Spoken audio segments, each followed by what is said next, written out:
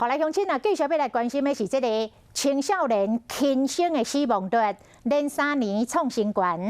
根据着卫福部的统计，去年有35000多人被通报讲有企图轻生的行为。虽然讲总体人数比去年较少，但是青少年甲长辈者有增加的趋势，尤其是15岁到24岁青少年占总人数的1/4。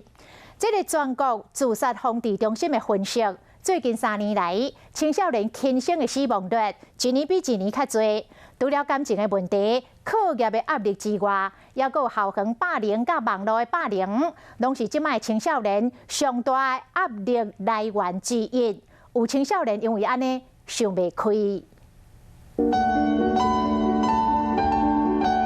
这个时代，电脑可能是青少年想袂开的一个原因。根据卫福部的统计，去年15岁到24岁青少年想袂开的死亡人数，比前一档增加22.4%，向通报有这个意图想袂开的人，嘛增加25.8%。全国自杀防治中心认为，要注意网络霸凌。数据看起来的话，或临床的实务经验来看，像网络成瘾啊、网络霸凌啊，